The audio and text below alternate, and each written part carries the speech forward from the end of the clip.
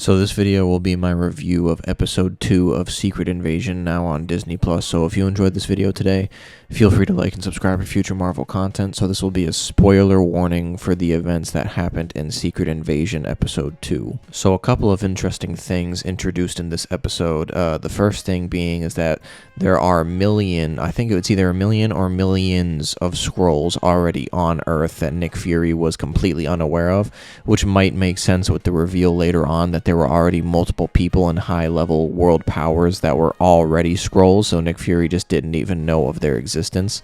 The other thing would be that the interaction between Rhodey and Nick Fury, they're not really on the same side. They didn't really confirm that Rhodey is a Skrull or not, but just with the way things are going, they're not doing a good job to make me think that Rhodey isn't a Skrull.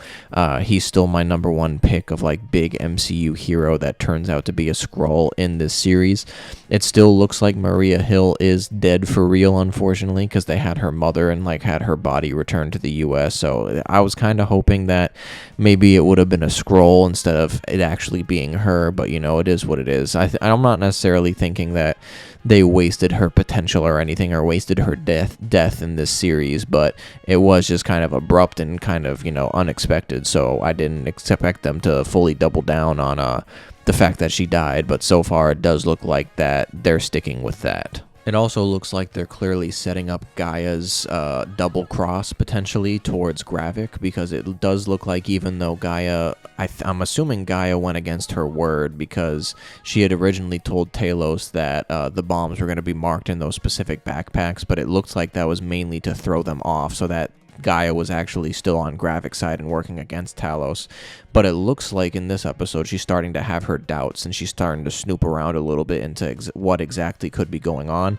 One of the things that she discovers is she's going on this computer and like looking at DNA samples, and it looks like that there's evidence that they're trying to create Super Skrulls. What's really interesting about Super Skrull in the comics is that Super Skrull, it's a Skrull, you know, who can shapeshift and all that, but they have, the Super Skrull in the comics has the ability of the Fantastic Four. So it has Mr. Fantastic Stretch, it has Human Torch's fire, the Thing's strength, and the Invisible Woman's, you know, invisibility and force fields and stuff like that, I believe. So they obviously weren't trying to recreate the Fantastic Four's powers like exactly like they were copying members of the Fantastic Four in the MCU, because obviously, as far as we know, the Fantastic Four doesn't exist in the MCU yet. However, it is interesting because the DNA sequences that it seems like the Skrulls got their hands on are very reminiscent of the Fantastic Four's powers. So it looks like on the computer they had Groot, they had DNA from Groot, which would be the stretchiness. They had DNA from the Frost Beast, which I'm assuming is meant to mimic the Invisible Woman, although this is the one that doesn't necessarily fit one-to-one, that I would say. They have the DNA of Cull Obsidian, which was the strong member of the Black Order that worked for Thanos, which could be used to mimic the Thing's strength. And then they had DNA from Extremis from Iron Man 3, which the whole thing with Extremis in Iron Man 3 was it was fire and like people were able to explode and stuff like that. So that's clearly meant to mimic the Human Torch. So even though they're not copying the Fantastic Four powers one for one per se, because the Fantastic Four doesn't exist, like I said, as far as we know, they are making it a point to give Super Skrull powers that are very reminiscent of the Fantastic Four, which I find that interesting as to why that might have potentially been the case.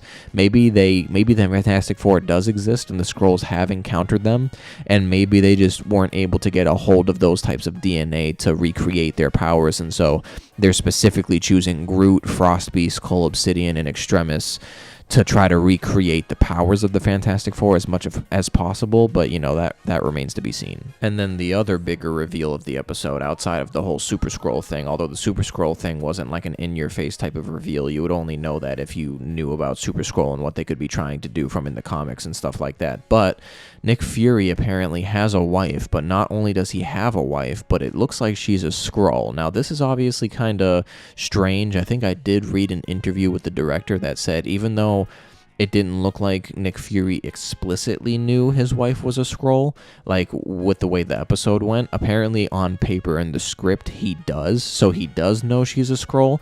It is kind of strange to me for Nick Fury to be with the Skrull, I guess, and the Skrull, not necessarily that it's weird for him to be with one, but like the Skrull is just okay with taking up a human appearance and like, you know, Nick Fury obviously isn't like super attracted to like the green alien version of the Skrull, so the Skrull puts on a human front. Like it's insinuated that he wouldn't know, just the way that the episode played out, which, like I said, the director said was kind of intentional. But I don't know, it is strange. It kind of brings up more to the point of Nick Fury, and maybe there's some behind the scenes stuff that's going on with Nick Fury that is going to be revealed later on in the season. Like, for example, maybe Nick Fury could even be like a Skrull and we don't even know it yet, and that the real Nick Fury is still up on Saber on the space station and stuff like that. Because from Rhodey and Nick Fury's conversation as well, I believe Nick Fury said something along the lines of, "I'm Nick Fury, even when I'm out, I'm in."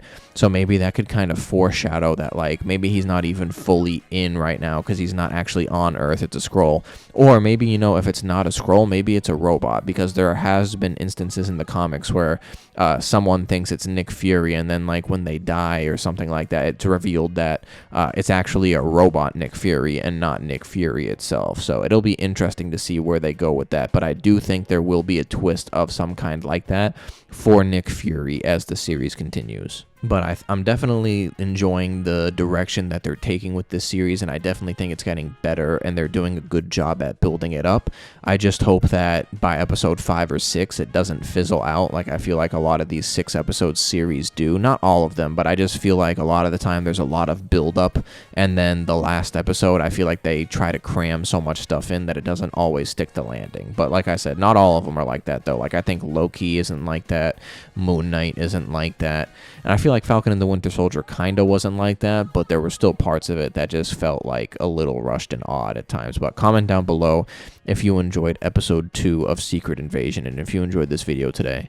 Feel free to like and subscribe for future Marvel content, and I appreciate you for watching the video.